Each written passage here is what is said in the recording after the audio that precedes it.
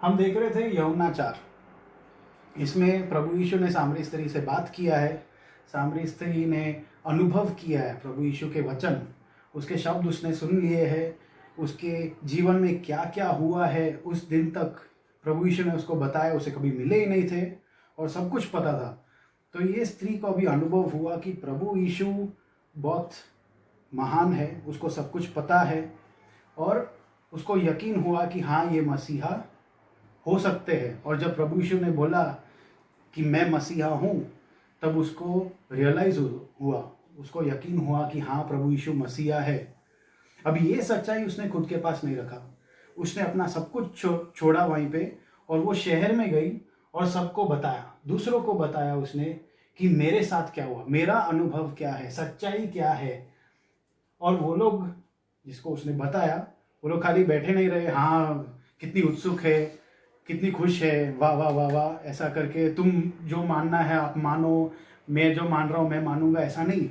जब सच्चाई सामना हुआ, तब वो लोग ने भी कदम उठाया, वो गए। उनको भी चाहिए थी कि मेरे को सच्चाई जानना है।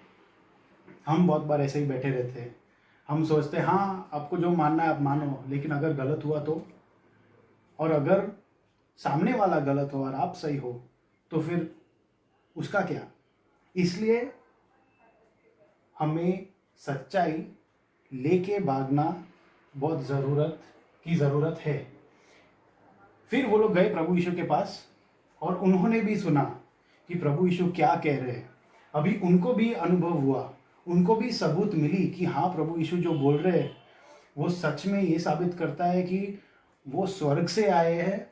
उन्होंने जो आत्मिक बातें की होगी, मे भी उन्होंने कभी सुना ही नहीं होगा, ऐसी चीज़ बताई होगी जो वहाँ के शिक्षक, वहाँ के गुरु, किसी ने उनको ये सब चीज़ें बताई नहीं होगी, क्योंकि उनको पता भी नहीं है, उनको वो प्रकटीकरण, उनको वो रेवलेशन मिला ही नहीं है।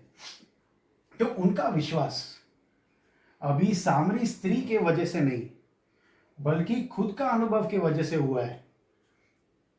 उसका मतलब ये है कि विश्वास सुनने से, जब हम सुनते हैं सच्चाई को, तब हमें विश्वास जाग उठता है। विश्वास ऐसी चीज़ है जो अगर सबूत है ना, तो विश्वास बहुत स्ट्रांग हो जाता है। बहुत लोग बोलते हैं हाँ विश्वास करो, नहीं, लेकिन विश्वास किस पे? Santa Claus? कोई काम का नहीं है, क्योंकि सांता क्लॉज ही सच नहीं है। ये बॉटल पे नहीं, ये कुर्सी पे नहीं।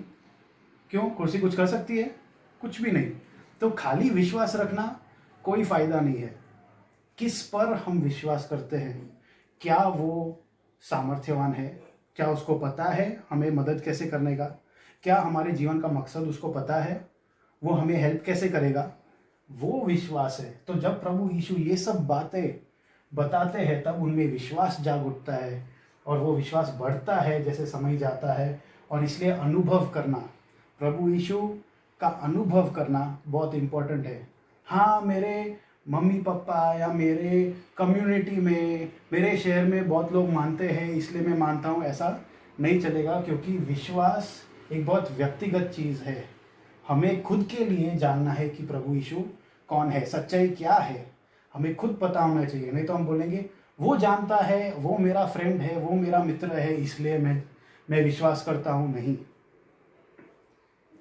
परमेश्वर के सिर्फ बच्चे हैं, पोते नहीं है। उसका मतलब ये है कि परमेश्वर चाहता है कि हम खुद उसके साथ एक रिश्ता बांधेंगे। जैसे हमने बोला, परमेश्वर आत्मा है, परमात्मा, और हमारी आत्मा से वो बात करना चाहता है। तो निर्णय आपका है, दूसरों की नहीं। गाड़ी गराज में है, अगर हम गराज में पैदा हुए तो क्या हम गाड़ी बनते हैं? नहीं। परमेश्वर एक व्यक्तिगत, पर्सनल परमेश्वर है। वो चाहता है कि हम निर्णय बनाएं, विश्वास में बढ़े, क्योंकि हमें सच्चाई पता है, हमने सबूत लिया है, हमने अनुभव किया है उसकी भलाई, सच्चाई, और वो प्रभु यीशु है। प्रभु यीशु ने बोला है, मार्ग, सत्य और जीवन मैं हूँ। तो सच्चाई अपनाओ, ये हमारा निर्णय है आज का दिन।